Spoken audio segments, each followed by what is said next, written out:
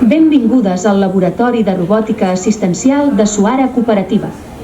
Actualment estem entrenant els robots perquè vetllin pel benestar de les persones. A las 7:30 a levantarse, después a las 9 me dice la hora de la medicación y a las 9:30 me dice el desayuno. Me indica todo lo que yo tengo que hacer. Un dels avantatges més grans que ens dona la robòtica assistencial és que et dona molta seguretat pels familiars, sobretot pels que quan no estem en el domicili. Per exemple, si la persona gran té una caiguda i fa una trucada d'emergència, automàticament a l'aplicació del mòbil de la persona que hem registrat com a persona d'urgència pot agafar el control del robot i pot fer un seguiment pel domicili fins trobar el seu familiar si està a terra, pots moure la càmera i pots interactuar amb aquesta persona. Le hemos enseñado a que cuando se vaya a levantar al lavabo le presione para que él venga detrás de ella, ¿sabes? Porque si se cae o lo que sea, ella ya sabe que tiene que avisarle, o él escucha un ruido y pregunta, que te encuentras bien, ¿quieres que llame a alguien? Entonces, claro, le da seguridad a ella de que si se cae, él está detrás de ella, ya lo sabe. Alguns dels domicilis tenim també dispositius connectats on li estan prenent l'oxigen en sang, la temperatura, i on la persona, la treballadora familiar, quan arriba al domicili, ja simplement preguntant-li al robot pot veure quin és, com està tot el tema de seguiment de la persona. El móvil no lo sé, yo sé apagar y encender. Y esto, pues bueno, ya me estoy familiarizando con él. Es súper fácil porque es por voz nada más, no tiene que leer o no tiene que... ¿sabes? Ni escribir. L'arribada de la TEMI a la residència ens va portar moltes coses bones, com és trencar amb la bretxa digital. Són persones grans que creiem que no poden entendre la funció d'un robot i no és així, ens han ensenyat que no.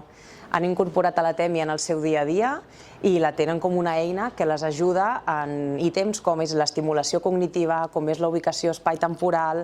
Ells saben que la TEMI a 11:45 del matí entrarà i dirà bon dia, avui som dia tal, celebrem el sant tal, tenim aquesta festivitat, els hi diu el menú. També els hi permet jugar, els hi permet escoltar música, la incorporem en activitats de gimnàsia. Al haver diferents persones ateses i tenir reconeixement facial, tu pots dir-li a la TEMI que vagi directament a portar-li, per exemple, una medicació. La TEMI en aquest cas té un suport on tu li pots portar la medicació o qualsevol altre tipus d'element. Canviar tot amb el sentit aquest, que venia aquest robot, no l'havíem vist mai, i venia, ens explicava les coses, sortia la veu la mar de bé, i ell sembla que contestés.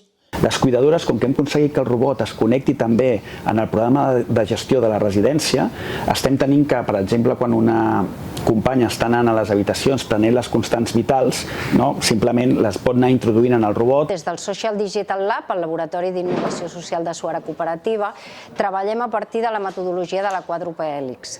Aquesta consisteix en intercooperar entre les persones ateses i les professionals, les empreses tecnològiques i startups, les universitats i instituts de recerca i l'administració pública per tal de co-crear solucions tecnològiques de reptes socials. Estem engegant el Hub de Robòtica Social i Assistencial, que està liderat per 3 entitats promotores, entre elles la UPC, el grup Saltó i Suara Cooperativa, on el nostre objectiu d'aquest hub és atraure totes les entitats i totes les empreses, sobretot, que tenen a veure amb el sector de la robòtica, ajuntar-les en aquest espai del hub, posar a disposició el Living Lab de Suara, que són les nostres residències, els nostres domicilis, perquè un dels nostres objectius és participar en la cocreació de totes aquestes solucions amb les nostres treballadores familiars, que creiem que són les usuàries finals, igual que la persona atesa, i hem d'estar des del principi perquè realment siguin accessibles i realment els robots acompanyin a les persones com nosaltres creiem i com a Suara ens agrada, pensant sempre en el benestar.